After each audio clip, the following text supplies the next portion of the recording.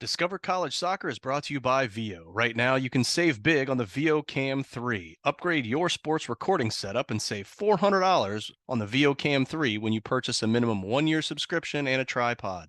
Don't miss out on this limited time offer that ends August 31st. Shop now and capture every moment with precision and clarity. Click on the link below to get your savings. Hi, everybody. Welcome to Discover College Soccer. Today, I'm lucky enough to be joined by Coach Meyer from Southwestern Oregon Community College. Welcome, Coach. Thanks for having me, Matt. Yeah, thanks for being here. I'm guessing the weather in Southwestern Oregon is probably much nicer than it is here in Southwestern Florida. Yeah, probably a little bit more cool. Yeah, I bet. Yeah, not as hot. Um, so two-year college is always tough to recruit for because you get to do it twice as much, right? Yep. So talk to me about your timeline. Or, I mean, are you still got a couple spots for 24s if they fell in your lap today, or has that been locked up, or what's kind of your process? Sure. So, as a second year head coach, to give you a little backstory, last year I was hired with less than 50 days before the start of season with almost zero committed recruits. So, we ended with a season roster of 13, which was really tough, which was insane. So this year I had a full year to recruit, which has been awesome. Our 24 season is looking pretty good. As of course, if a high GPA student wants to come be on the soccer team, I'm not going to turn them away. Honestly, any student that has interest in SWAC and the area, we're in Coos Bay, which is pretty rural. So any student that's really interested in that and has a passion for soccer, I'm open for them, no doubt. Okay, well, so if you had your druthers, what would your ideal roster size be going into a season? Well, this is my second year as a head coach ever. So, like I said, last year I had 13. So anything more than 13 is looking pretty good for me. But a roster of at least 24 is ideal, at least, to have those 11v11 scrimmages and things like that. Sure. No, that makes perfect sense. Well, in terms of your recruiting process, what did you do over this last 12 months? Were there specific tournaments you like to see, places you like to go? Are you looking at high school more than club, or kind of what's your recruiting process? Sure. So we have a lot of, I call them local lads. So the athletes that are from the surrounding areas, we have a number of those athletes, which is really cool because this college is super affordable, especially for those local students. Um, but there hasn't been really any tournaments that we've gone to. It's me and my assistant coach, and that's kind of us two as a duo. So we had a lot of athletes that reach out to us, which was we were really fortunate. Again, I'm interested in those athletes that want to come to Coos Bay because it's so rural and it's a trek to get here. So we like that the students reach out to us. We also have a couple of dual sport athletes, so athletes that also play basketball. Last year we had a wrestler and a track thrower. So just lots of like I said, local people. We keep it mostly Oregon and Washington athletes. Unintentionally, I'm open to athletes from any place. We had a bunch from Utah last year, a couple coming from Hawaii this year. So just super excited to have a diverse group of students. Okay. Well, in terms of what you're looking for in a player, um, besides interest in Coos Bay, what other things kind of make your checklist of what you're looking for when you're recruiting? So a big thing for me is being a good student. Soccer is, for most people, soccer is not gonna last forever. It can be a hobby and things like that, but one wrong step and you can have a career ending injury and things like that. But nobody's gonna take a degree from you, and that's something that I really stress to recruits is that we really care about the academic side of things. And so I look for athletes that are on top of their academics in high school. They have a nice GPA, and there's those students that are willing, to go above and beyond outside of soccer is something that I look for. But obviously, we want good athletes too. We want athletes that are passionate about the game, that are good humans. I feel like I'm going to probably say that a lot on this interview, but I just really look for athletes that are kind. they care. I try to tell the athletes that it's cool to care about stuff, especially stuff that they care about and they're passionate about. So obviously looking for athletes that are student oriented. We want athletic students. We want students that want to win.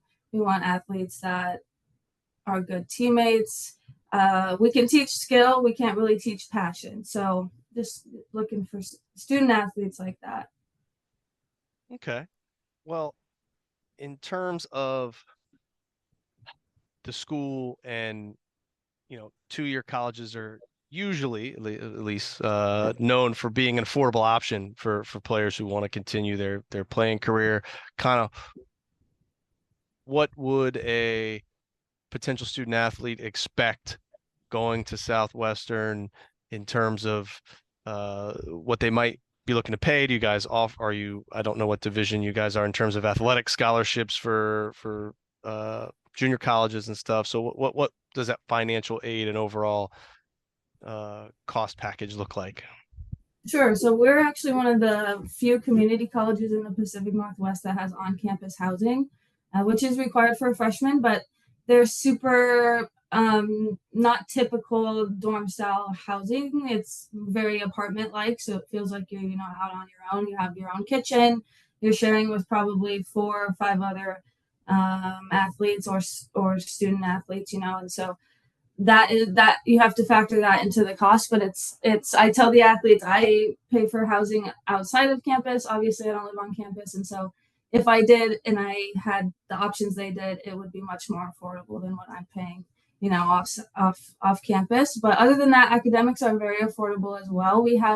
We're super fortunate to offer a GPA tuition waiver, and so that's the sort of scholarship that we can offer. Is if an athlete or any student comes to SWAC with a 3.75 GPA or higher, they're automatically eligible for this tuition waiver, which covers up to 15 credits per term, as long as you continue on with that GPA. And so I, like I said earlier, I look for those athletes that have that high GPA, because then they're automatically eligible to have their tuition covered. And on the athletic side of things, that's what I can offer as well as a tuition waiver. We're not going to double up. So if a student comes in, with a 3.75, I'm not going to offer them that as well. But I'm very fortunate to have a good number of tuition waivers to give out. I can, give 1 term, 3 terms, 1.5 terms. And so I'm very fortunate. I mean, like I said, last year with our small roster, everybody was able to have a full ride the entire year, which was awesome, and they worked for it too. It wasn't just handed out, but so Yeah. it's super affordable. No, that's fantastic. Well, let's talk a little bit more about the school. You talked about some great financial aid options and being in rural Oregon, but what is it that drew you to the school? What are the things you've found in your time being there so far that really stand out that make it a great place to be? Sure. So I actually moved here in 2016 to play soccer myself. I'm from Wyoming, and so I kind of just wanted to get as far as I could and in a different climate. And so Coos Bay is right on the bay, is right on the ocean, and so we're surrounded by water, which is super awesome. Something I was not ever, shown before. And so I've been here for 8 years at least. Like I said, I played here for 2 years. I was an assistant coach the year before last, and then I transitioned into the head coach. And so the climate here is awesome. It's super moderate, even in the winter. It doesn't get super cold. It does rain, which is not super awesome, but last season we were super fortunate to have a dry season. And yeah, the climate, like I said, is incredible. We start preseason August 1st, and August is probably the best month weather-wise. So we're super fortunate in that aspect. But I also like that it's rural. I like that it's not overpopulated. There's not, you have to drive 2.5 hours to a mall, to a Target, to things like that. But there are other things to do. So many outdoor activities and things like that that are available to anybody that's in this area. Okay, awesome. Well, let's fast forward to October. You're kind of in the heart of that season. Can you walk me through what's a typical week going to look like in terms of practice times, classes, game cadence, all that kind of thing? Sure. So we'll have practice 7 to 9 a.m. Monday through Friday. I have a full-time job outside of being the head coach here, and so I have to work obviously 40 hours a week. And so we have morning practice every day unless we have a game. Mostly our games are going to be on Wednesdays this year, which is awesome. Last year we were playing 2 games a week, which was pretty hard on the student athletes mentally and physically. And so this year they've kind of made our schedule more acclimated to the student athletes where we're only playing, 1 game a week on most weeks, which is super nice. And so, yeah, like I said, Monday, Tuesday have training 7 to 9 in the morning. And this also allows for the athletes to have jobs outside of school and soccer because many of them are supporting themselves. And also allows for them to go to every class and not have to miss class for training or things like that. So we would travel on game day, obviously Wednesdays, and then come back, have classes and trainings on Thursdays, Fridays, and then I want a weekend, so I give the weekends off to the players too. So they obviously will also have study hall. We have an awesome tutoring center where most of the student athletes are required to have study hall hours.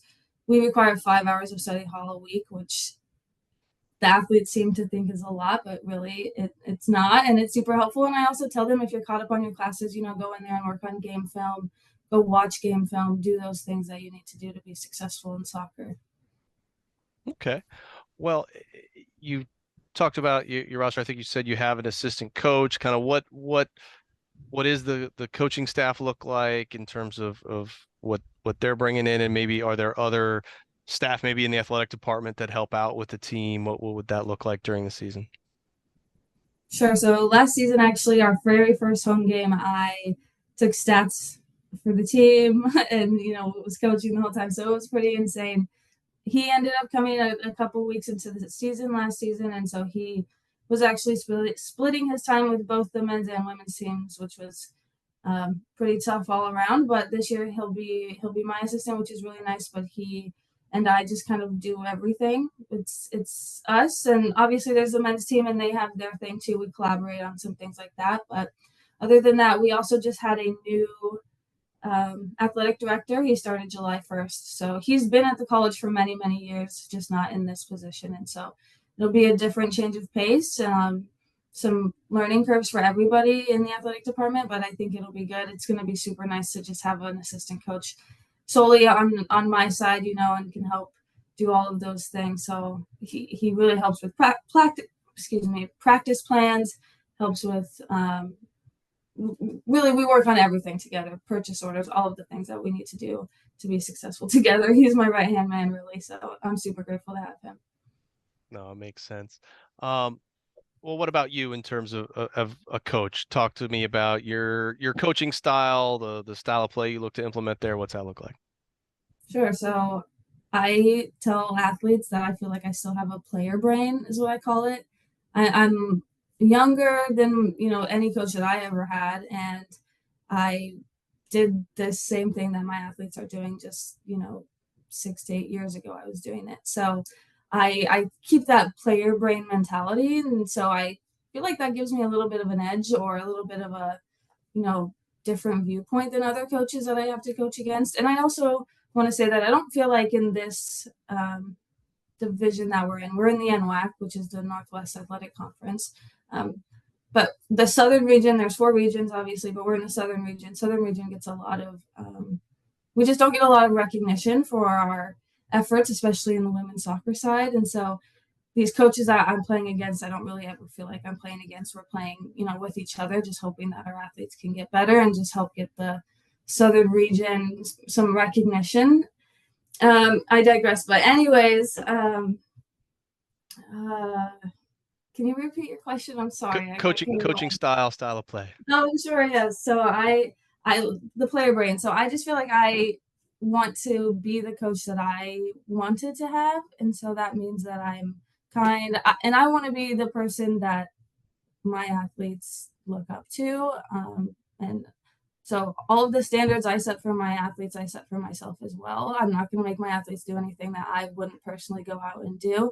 So as far as that goes, I'm going to push my athletes hard. I'm going to push them. I know that it's hard to be away from your family, from everything that you've always known, but this is a time to grow and learn, and you do that by doing hard things and getting through hard things together with the team. And so I really try to build the team atmosphere and culture.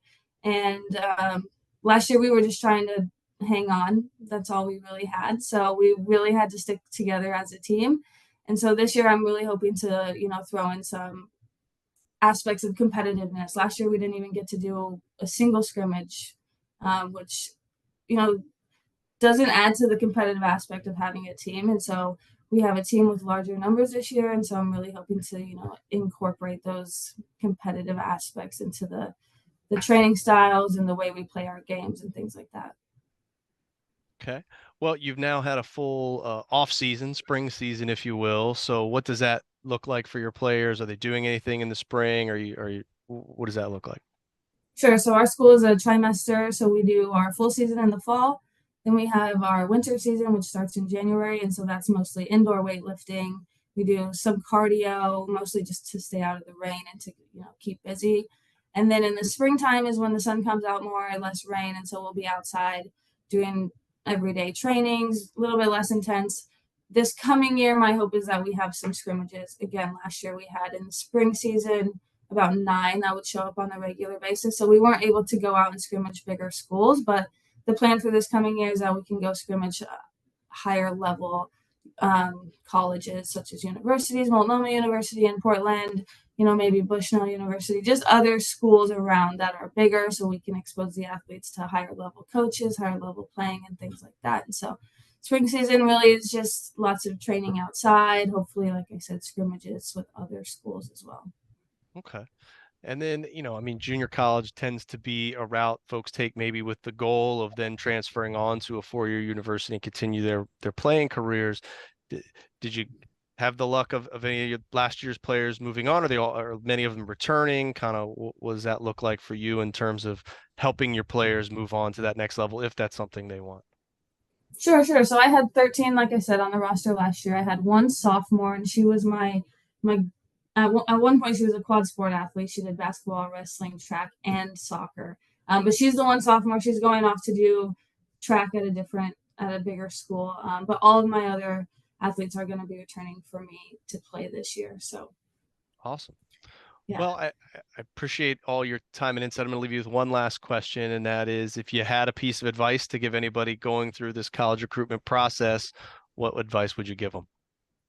My advice would be to just do what feels best for you and don't let anybody or anything influence how you feel. And I know that that can be hard, especially because it's such a big decision to pick where you want to go to school, where you want to play soccer, especially if it's far from family. So I would just say do what you feel is best in your heart and don't let anybody or anything really have an effect on that.